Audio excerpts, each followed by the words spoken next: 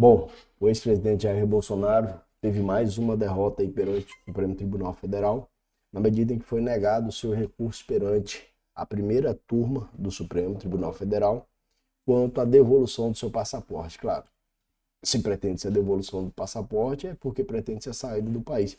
E essa saída para os países que não sejam do Mercosul, para uma finalidade que não seja turismo, é necessário o passaporte. Então, essa restrição do passaporte, que foi determinada inicialmente pelo ministro Alexandre de Moraes no seio dessa investigação que apura o golpe de Estado, né, uma tentativa de golpe de Estado no Brasil, houve essa determinação da restrição do passaporte e agora isso foi confirmado pela turma. Então, uma decisão monocrática que foi confirmada à unanimidade. Eu trouxe aqui diversas decisões, diversas notícias, né? Diversos sites noticiaram justamente dessa forma. Alguns aqui, por exemplo, eu gosto sempre de estar acompanhando, a CNN, que traz, e principalmente se tratando desse assunto político, e dos impactos que há no processo penal dessa investigação conduzida pela Polícia Federal perante o Supremo Tribunal Federal, que visa apurar essa tentativa de golpe de Estado no Brasil, porque isso tem uns reflexos assim significativos em todo o Brasil, né? Com toda certeza a gente vive um momento hoje de anormalidade. Desde olha que interessante, desde os processos que foram conduzidos lá em Curitiba, da Lava Jato, já se diz, e muitos doutrinadores já falam que há um cenário de anormalidade no Brasil. Só que eu lembro, naquela ocasião, isso se voltava em cima principalmente ali do atual presidente Lula, e muitos doutrinadores falavam que ali realmente havia um cenário de anormalidades. Anormalidades no sentido de que a condução do processo levava a crer, né, da forma como a mídia divulgava, que já haveria condenação, né?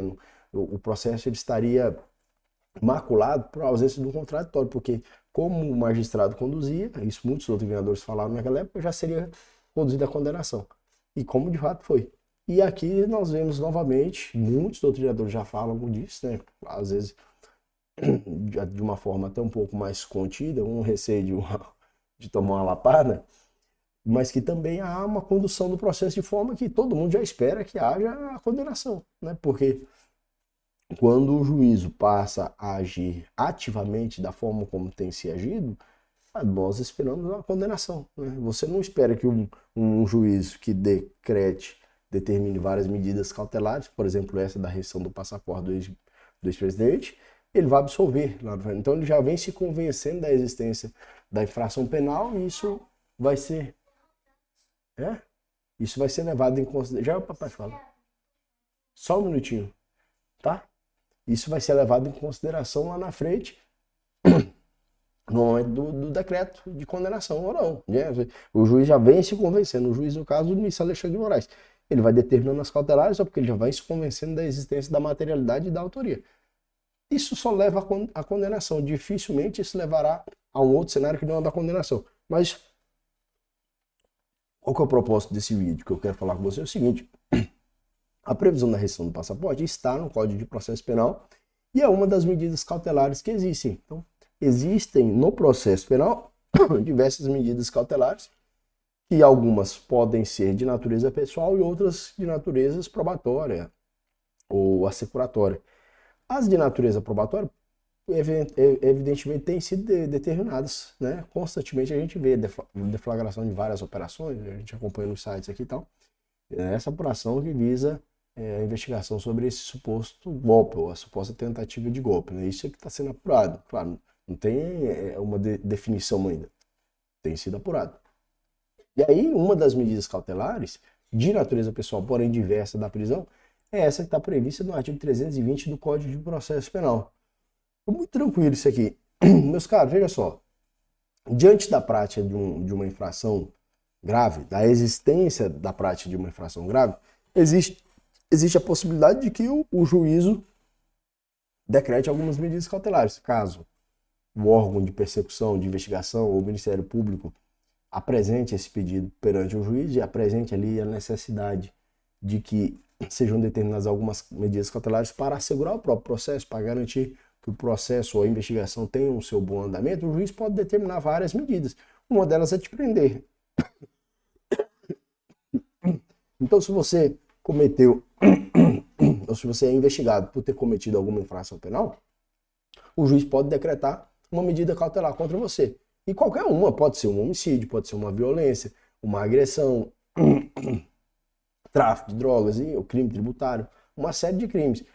Apontando a polícia ou o Ministério Público perante o juiz a existência de elementos que indicam a prática dessa infração penal, a materialidade, e que há necessidade de uma medida cautelar contra o investigado, o juiz pode decretar. E entre as que ele pode decretar é a prisão. A prisão é a mais pesada. A prisão, com toda certeza, está aqui no 312, é a mais pesada. Uma pessoa pode ser presa ainda sem ter uma prova de que ela realmente cometeu, mas está aqui, né? A prisão preventiva poderá ser decretada como garantia da ordem pública, da ordem econômica, conveniência da instrução criminal ou para assegurar a aplicação da lei penal. Para assegurar a aplicação da lei penal, quando o juiz determina, então, quando o ministro Alexandre de Moraes e o STF determina que seja recolhido o passaporte, existe um risco de fuga do indivíduo.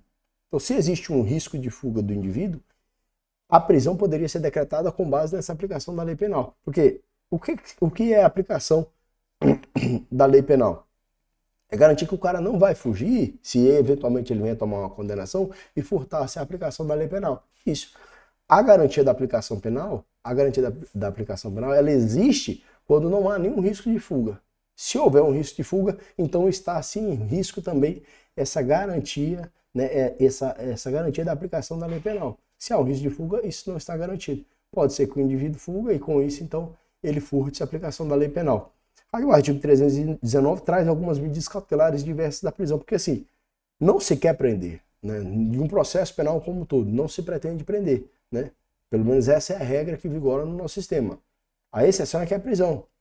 Então você tem medidas cautelares que são diversas da prisão, são de natureza pessoal, mas são diversas da prisão. Por exemplo, é o cara comparecer lá no juízo, não frequentar determinados lugares, sair, por exemplo, manter contato com pessoa, né, quando se entende que isso é importante para a investigação ou para o próprio processo penal, proibir de sair da cidade, né, no caso que é ausentar-se da comarca, recolher-se na sua residência, enfim, outras medidas, entre as quais a monitoração eletrônica, que é o uso da tornozeleira. Então, o ex-presidente Jair Bolsonaro poderia estar com o uso de tornozeleira eletrônica nesse momento, se o juiz assim tivesse determinado. E aí vem o 320, olha, proibição de ausentar-se do país será comunicado pelo juiz às autoridades encarregadas de fiscalizar as saídas do território nacional, intimando-se o intimado ou acusado para entregar o passaporte no prazo de 24 horas. Isso aqui é um negócio muito relevante. Por quê? Hoje, dentro dessa investigação, com base nas notícias que a gente vê aqui, é só com base em notícias e site, que é divulgado na mídia, né, nas próprias redes sociais, o ex-presidente fala a respeito disso. Existe um risco aqui de prisão preventiva, né? Se houver a demonstração clara perante o juízo, né, se a polícia verificar que o investigado, no caso o ex-presidente ou outros investigados, pretendem sair do país mesmo sem estando com o seu passaporte, uma saída irregular do país, há um risco total aqui de um decreto de prisão. Inclusive alguns sites, como esse aqui da CNN, que vem noticiar, já fala que existe um risco concreto de prisão, né?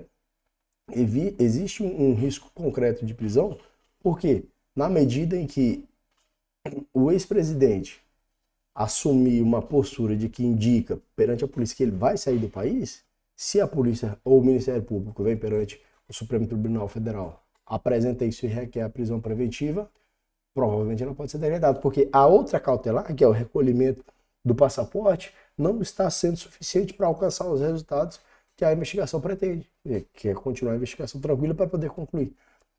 Então essa é uma medida cautelar. Não significa que a pessoa, quando ela suporta uma medida cautelar, não significa que ela, no caso do ex-presidente, não significa que ele cometeu de fato o crime que está sendo investigado. Mas há demonstração de indícios e demonstração da materialidade. É uma medida cautelar, não significa que vai ser condenado.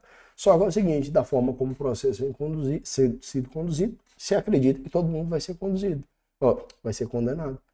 Porque dificilmente você iria contra uma convicção que você já veio construindo ela ao longo de toda a investigação. Por isso que normalmente uma investigação, quando ela é muito extensa, os policiais que participaram acabam formando um juízo já em relação à conduta dos investigados, porque acompanharam por muito tempo e já se convenceram da existência ou não da infração penal. Queria saber a sua opinião, o que você acha sobre isso? Esse é um assunto assim extremamente polêmico mesmo, um dos mais polêmicos que tem no país hoje, e nós iremos, eu tenho certeza, ver nos próximos anos aí ainda muitos reflexos dessa situação que o nosso país vem passando. Tá certo? Deixa o seu like, deixa o seu comentário e tamo junto aí. Até o próximo.